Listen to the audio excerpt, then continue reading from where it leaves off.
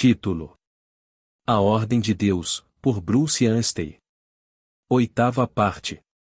As muitas denominações colocaram de lado a ordem de Deus para a adoração e o ministério, e também para o governo da Igreja, e estabeleceram uma ordem própria, completa, com todos os seus credos e regulamentos eclesiásticos.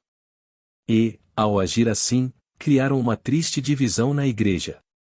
O Senhor Jesus ensinou seus discípulos a orar Seja feita a tua vontade, assim na terra como no céu, Mateus 6:10. A pergunta que fazemos: e haverá divisões sectárias no céu? Todos os cristãos serão unânimes em concordar que as divisões desaparecerão quando estivermos lá.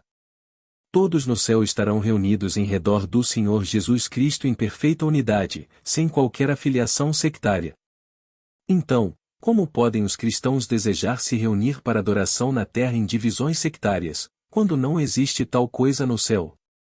O apóstolo Paulo disse que a primeira responsabilidade que temos como cristãos andando como é digno da vocação a que fomos chamados é de procurarmos ou guardar a unidade do Espírito pelo vínculo da paz. Ele segue explicando a razão, ao dizer que há um só corpo, ou Efésios 4:1-4. Efésios 4. 1-4. Rogo-vos, pois, eu, o preso do Senhor, que andeis como é digno da vocação com que fostes chamados. Com toda a humildade e mansidão, com longanimidade, suportando-vos uns aos outros em amor, procurando guardar a unidade do Espírito pelo vínculo da paz. Há um só corpo e um só Espírito, como também fostes chamados em uma só esperança da vossa vocação.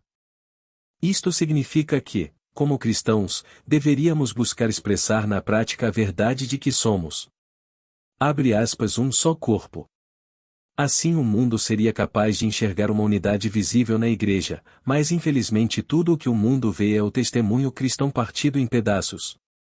Evidentemente não é possível que a Igreja toda se congregue sob um mesmo teto em um único lugar, mas ainda assim ela deveria expressar uma unidade na forma como funciona, em suas relações práticas entre as várias assembleias espalhadas pela terra. Costumamos ouvir cristãos se referirem às diferentes denominações como o grupo deles e o nosso grupo, como se existissem muitos corpos. Eles falam de sua comunhão eclesiástica particular como um corpo em si mesmo, distinto de outros grupos eclesiásticos que também se enxergam como corpos independentes. Pelo que costumamos ver e ouvir entre os cristãos, a verdade do um só corpo foi perdida de vista. Uma ilustração usada por Charles Stanley, de 1821 a 1890, descreve bem a confusão existente no testemunho cristão. Suponha que Sua Majestade, a Rainha da Inglaterra, enviasse um oficial a uma de suas colônias, e durante algum tempo o exército ali se colocasse totalmente sob o comando deste oficial. Aquele exército seria adequadamente chamado de Exército de Sua Majestade. Mas se aquele exército colocasse de lado o comandante que lhes fora designado, e elegesse outro segundo a sua própria escolha, ou se aquele exército se dividisse em porções separadas e cada divisão adotasse seu próprio comandante, mesmo que cada soldado continuasse sendo um soldado britânico, poderia tal exército dividido ser apropriadamente chamado de, Exército de Sua Majestade?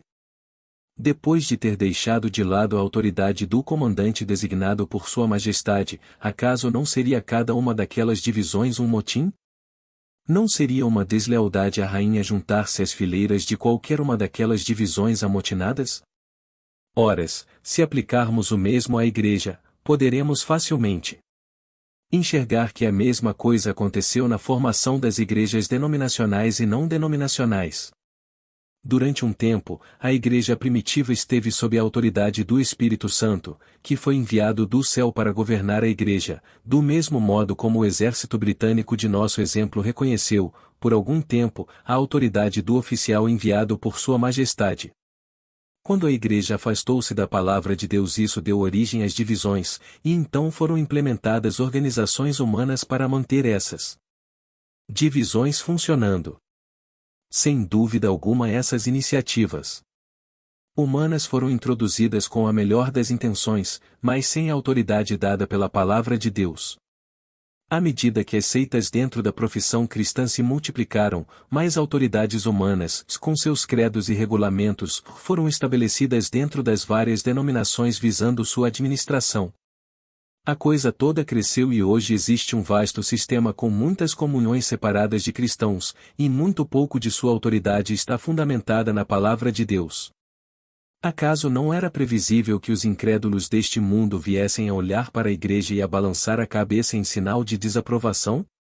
Se perguntarmos a eles por que não creem no Evangelho, costumam usar como desculpa para rejeitarem a Cristo o estado dividido e confuso da cristandade, com as suas muitas vozes conflitantes. Que triste testemunho damos neste mundo! Não há dúvida de que devemos baixar a cabeça e confessar ao Senhor que pecamos, como fizeram Daniel, Esdras e Neemias, ao reconhecerem que também eram responsáveis pelo fracasso do testemunho de Israel, Daniel 9, 1 ao 19, Esdras 9, 1 ao 15 e Neemias 9, 4 ao 38. Daniel 9, 1 ao 19. No ano 1º de Dário, filho de Assuero, da linhagem dos Medos, o qual foi constituído rei sobre o reino dos caldeus. No 1º ano do seu reinado, eu, Daniel, entendi pelos livros que o número dos anos, de que falará o Senhor ao profeta Jeremias, em que haviam de cumprir-se as desolações de Jerusalém, era de 70 anos. E eu dirigi o meu rosto ao Senhor Deus, para o buscar com oração e súplicas, com jejum, e saco e cinza. E orei ao Senhor meu Deus, e confessei, e disse: Senhor, Deus grande e tremendo, que guardas a aliança e a misericórdia para com os que te amam e guardam os teus mandamentos. Pecamos, e cometemos iniquidades, e procedemos impiamente, e fomos rebeldes, apartando-nos dos teus mandamentos e dos teus juízos.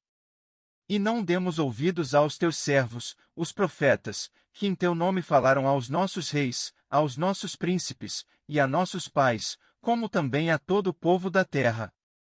A ti, ó Senhor, pertence a justiça, mas a nós a confusão de rosto, como hoje se vê aos homens de Judá, e aos moradores de Jerusalém, e a todo Israel, aos de perto e aos de longe, em todas as terras por onde os tens lançado, por causa das suas rebeliões que cometeram contra ti. Ó Senhor, a nós pertence a confusão de rosto, aos nossos reis, aos nossos príncipes, e a nossos pais, porque pecamos contra ti. Ao Senhor, nosso Deus, pertencem a misericórdia, e o perdão, pois nos rebelamos contra ele. E não obedecemos à voz do Senhor, nosso Deus, para andarmos nas suas leis, que nos deu por intermédio de seus servos, os profetas. Sim, todo Israel transgrediu a tua lei, desviando-se para não obedecer à tua voz, por isso a maldição e o juramento, que estão escritos na lei de Moisés, servo de Deus, se derramaram sobre nós, porque pecamos contra ele. E ele confirmou a sua palavra, que falou contra nós, e contra os nossos juízes que nos julgavam, trazendo sobre nós um grande mal, porquanto debaixo de todo o céu nunca se fez como se tem feito em Jerusalém. Como está escrito na lei de Moisés, todo este mal nos sobreveio, apesar disso, não suplicamos a face do Senhor nosso Deus, para nos convertermos das nossas iniquidades, e para nos aplicarmos à tua verdade. Por isso o Senhor vigiou sobre o mal, e o trouxe sobre nós, porque justo é o Senhor, nosso Deus, em todas as suas obras, que fez, pois não obedecemos à sua voz. Agora, pois, ó Senhor, nosso Deus, que tiraste o teu povo da terra do Egito com mão poderosa, e ganhaste para ti nome, como hoje se vê, temos pecado, temos procedido impiamente. Ó Senhor, segundo todas as tuas justiças, aparte-se a tua ira e o teu furor da tua cidade de Jerusalém, do teu santo monte, porque por causa dos nossos pecados, e por causa das iniquidades de nossos pais, tornou-se Jerusalém e o teu povo um opróbrio para todos os que estão em redor de nós. Agora, pois, ó Deus nosso, ouve a oração do teu servo, e as suas súplicas, e sobre o teu santuário assolado faze resplandecer o teu rosto, por amor do Senhor. Inclina, ó Deus meu, os teus ouvidos, e ouve, abre os teus olhos, e olha para a nossa desolação, e para a cidade que é chamada pelo teu nome, por que não lançamos as nossas súplicas perante a tua face fiados em nossas justiças, mas em tuas muitas misericórdias? Ó Senhor, ouve, ó Senhor, perdoa, ó Senhor, atende-nos e age sem tardar, por amor de ti mesmo, ó Deus meu, porque a tua cidade e o teu povo são chamados pelo teu nome. Esdras 9. 1 ao 15. Acabadas, pois, estas coisas, chegaram-se a mim os príncipes, dizendo: o povo de Israel, os sacerdotes e os levitas, não se têm separado dos povos destas terras, seguindo as abominações dos cananeus, dos heteus, dos perizeus, dos jebuseus, dos amonitas, dos moabitas, dos egípcios e dos amorreus. Porque tomaram das suas filhas para si e para seus filhos, e assim se misturou a linhagem santa com os povos dessas terras, e até os príncipes e magistrados foram os primeiros nesta transgressão. E, ouvindo eu tal coisa, rasguei as minhas vestes e o meu manto, e arranquei os cabelos da minha cabeça e da minha barba, e sentei-me atônito. Então se ajuntaram a mim todos os que tremiam das palavras do Deus de Israel por causa da transgressão dos do cativeiro, porém eu permaneci sentado atônito até ao sacrifício da tarde. E perto do sacrifício da tarde me levantei da minha aflição, havendo já rasgado as minhas vestes e o meu manto, e me pus de joelhos, e estendi as minhas mãos para o Senhor meu Deus. E disse: meu Deus, estou confuso e envergonhado, para levantar a ti a minha face, meu Deus, porque as nossas iniquidades se multiplicaram sobre a nossa cabeça, e a nossa culpa tem crescido até aos céus. Desde os dias de nossos pais até ao dia de hoje estamos em grande culpa, e por causa das nossas iniquidades somos entregues, nós e nossos reis e os nossos sacerdotes, na mão dos reis das terras, à espada, ao cativeiro, e ao roubo, e à confusão do rosto, como hoje se vê. E agora, por um pequeno momento, se manifestou a graça da parte do Senhor, nosso Deus, para nos deixar alguns que escapem, e para dar-nos uma estaca no seu santo lugar, para nos iluminar os olhos, ó Deus nosso, e para nos dar um pouco de vida na nossa servidão. Porque somos servos, porém na nossa servidão não nos desamparou o nosso Deus, antes estendeu sobre nós a sua benignidade perante os reis da Pérsia, para que nos desse vida, para levantarmos a casa do nosso Deus, e para restaurarmos as suas assolações, e para que nos desse uma parede de proteção em Judá e em Jerusalém. Agora, pois, ó nosso Deus, que diremos depois disto? Pois deixamos os teus mandamentos, os quais mandaste pelo ministério de teus servos, os profetas, dizendo: a terra em que entrais para possuir, terra imunda é pelas imundícias dos povos das terras, pelas suas abominações com que, na sua corrupção a encheram, de uma extremidade à outra. Agora, pois, vossas filhas não dareis a seus filhos, e suas filhas não tomareis para vossos filhos, e nunca procurareis a sua paz e o seu bem, para que sejais fortes, e comais o bem da terra, e a deixeis por herança a vossos filhos para sempre. E depois de tudo o que nos tem sucedido por causa das nossas más obras, e da nossa grande culpa, porquanto tu, ó nosso Deus, impediste que fossemos destruídos, por causa da nossa iniquidade, e ainda nos deste um remanescente como este, tornaremos, pois, agora a violar os teus mandamentos e aparentar-nos com os povos destas abominações? Não te indignarias tu assim contra nós até de todo nos consumir, até que não ficasse remanescente nem quem escapasse? Ah! Senhor Deus de Israel, justo és, pois ficamos qual um remanescente que escapou, como hoje se vê, eis que estamos diante de ti, na nossa culpa, porque ninguém há que possa estar na tua presença, por causa disto. Depois ler Neemias 9. 4 ao 38. Terminologia convencional versus terminologia bíblica.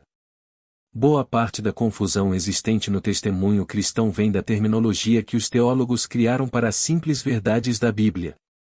F. B. Rowe disse certa vez que a teologia moderna pegou muitos termos das Escrituras e os esvaziou de seu sentido bíblico, dando depois a esses termos significados inventados pelos homens para fundamentarem seus próprios sistemas teológicos. Quando comparamos essas ideias com a palavra de Deus, vemos que elas estão distantes da verdade.